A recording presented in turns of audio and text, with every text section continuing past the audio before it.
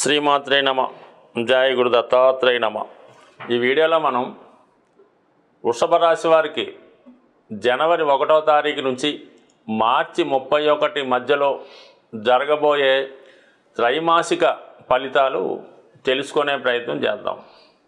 ఇది ముఖ్యంగా మనకి ఈ మార్చి 30వ తారీఖునే ఉగాది ప్రారంభమవుతుంది.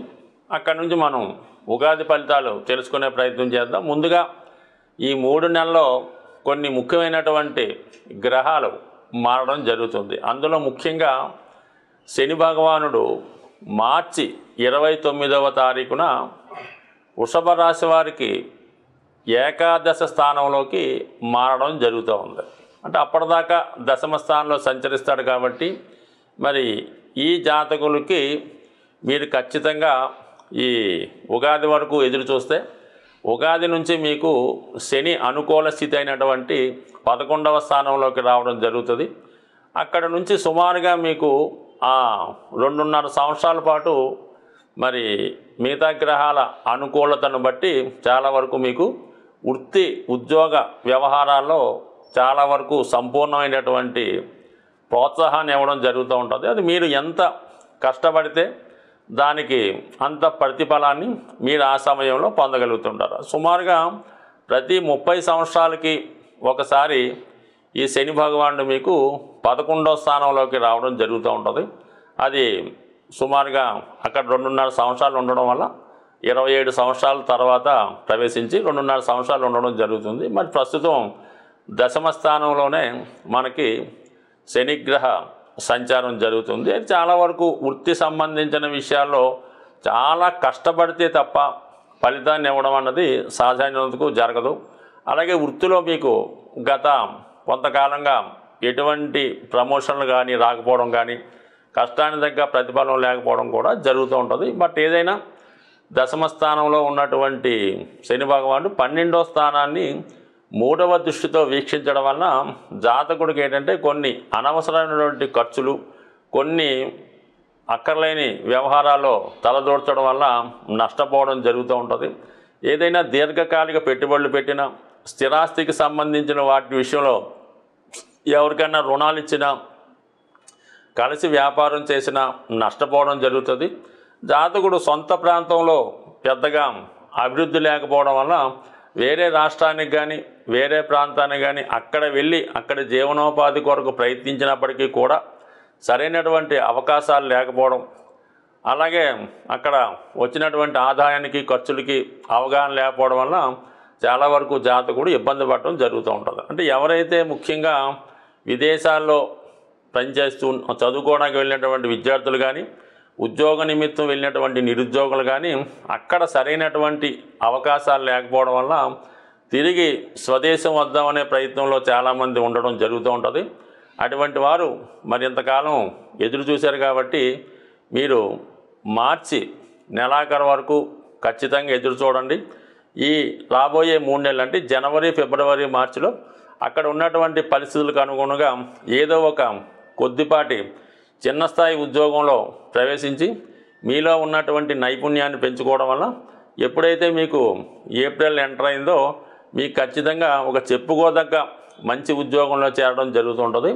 అది కూడా మీరు కొంతమంది ఏంటంటే వృషభ రాశి వారు అక్కడ ఉన్నవాళ్ళు ఏదో ఒక ఉద్యోగాన్ని టార్గెట్ పెట్టుకొని అదే ఉద్యోగం కోసం ఎదురు చూస్తూ వచ్చిన అవకాశాలని వదులుకోవడం జరుగుతుంది. అది విదేశంలో ఉన్నటువంటి విద్యార్థులు, నిరుద్యోగులే కాకుండా ఇక్కడ ఉన్నటువంటి కొంతమంది కూడా వారు ఏదో ఒక అదే ఉద్యోగం కొరకు ఎదురు చూస్తూ పోగొట్టుకోవడం జరుగుతుంది. కాబట్టి ఎప్పుడైతే మీరు ఇప్పుడు ఈ టైంలో చిన్న స్థాయి ఉద్యోగంలో, సబార్డినేట్ ఉద్యోగంలో, అసిస్టెంట్ స్థాయి ఉద్యోగంలో ఉంటారో వాళ్ళకి మాత్రం మరి ఏప్రిల్ 1వ తారీఖు నుంచి ఖచ్చితమైనటువంటి అర్హత కలిగినటువంటి ఉద్యోగం రావడం జరుగుతూ ఉంటుంది. ఆల్రెడీ ఉద్యోగంలో ఉన్న వాళ్ళకి ప్రమోషన్ లాంటిది కూడా రావడం జరుగుతూ ఉంటుంది. ఇప్పుడు కూడా ఈ వృషభ రాశి వారికి భాగ్య రాజ్యాధిపతులు శని భగవానుడు అవడం వల్ల వీరు కష్టపడుతుంటేనే అభివృద్ధి వస్తుంది తప్ప ఏమాత్రం రిలాక్స్ అయ్యి మధ్యలో రెస్ట్ తీసుకొని మరి కొంతమంది ఏంటంటే చదువు పూర్తయిన తర్వాత 1 సంవత్సరం దేశ సంచారం చేసి హ్యాపీగా ఇంట్లో ఉందాం తర్వాత ఉద్యోగం చేద్దాం అనుకుంటూ ఉంటారు.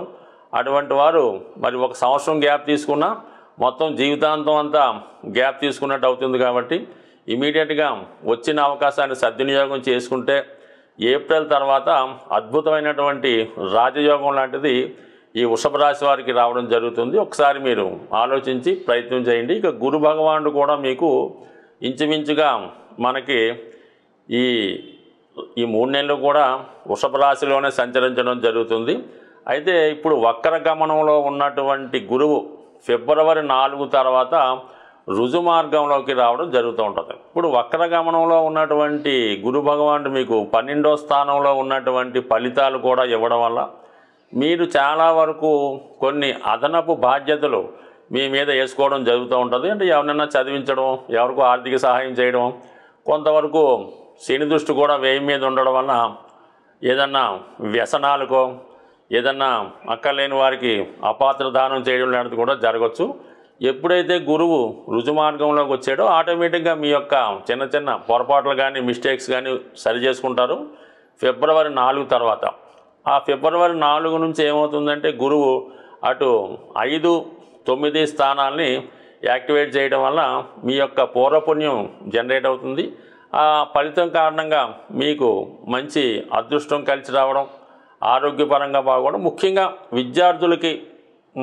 విద్యార్థుల యొక్క తల్లిదండ్రులు అంటే ఎవరైతే పెద్దవారు ఉన్నారో వారి యొక్క సంతానం విద్యలో మంచి ప్రగతి సాధించడం, వారికి ఉద్యోగాలు రావడం, పిల్లలకైనా వివాహం కుదరడం, అలాగే సంతానం కొరకు ఎదురు చూస్తున్నటువంటి దంపతులు ఎవరైనా వృషభ రాశిలో ఉంటే వారికి ఖచ్చితంగా మరి ఈ ఫిబ్రవరి 4 తర్వాత కన్సీవ్ అవ్వడం కానీ సంతానానికి సంబంధించిన శుభవార్తలు చాలా వరకు వచ్చే అవకాశం ఉంటుంది. అది కాకుండా వివాహ విషయంలో మరి చాలా వరకు మరి ఈ గురువు వక్రగమన సంచారం వల్ల ఏమైందంటే వివాహ ప్రయత్నాలు దగ్గరికి వచ్చి మిస్ అవ్వడం, కొన్ని వాయిదా పడడం జరిగింది. మరి ఇప్పుడైతే మనకి కంపల్సరిగా ఈ ఫిబ్రవరి 4 తర్వాత గురువు యొక్క సప్తమ దృష్టి వృశ్చిక రాశి మీద పడుతుంది. అలాగే శని యొక్క దశమ దృష్టి కూడా వృశ్చిక రాశి మీద పడడం వల్ల సప్తమ భావం 100% యాక్టివేట్ అయ్యి వివాహ ప్రయత్నాలు చాలా వరకు మీకు అంటే మనకి ఫిబ్రవరి 14 నుంచి మార్చి 29 మధ్యలో వివాహ ప్రయత్నాలు ఫలిస్తాయి. అలాగే విదేశ వ్యవహారాలు చాలా వరకు కలిసి వచ్చే అవకాశం ఉంటుంది. కాబట్టి ఒకసారి మళ్ళీ గతంలో ఆగిపోయినటువంటి పెళ్లి సంబంధాలు కానీ మళ్ళీ పునఃప్రయత్నం చేయడం వల్ల వివాహ ప్రయత్నాలు చాలా వరకు సక్సెస్ అయ్యే అవకాశాలు చాలా వరకు ఉంటాయి. ఇక ముఖ్యంగా మరి కుజగ్రహ సంచారం ప్రస్తుతం కుజుడు ఈ వృషభ రాశి వారికి తృతీయ స్థానంలో సంచరించడం అన్నది చాలా ధైర్య సాహసాలతో ఏదైనా పని ప్రారంభించడానికి అనుకూలంగా రావడం జరుగుతుంది.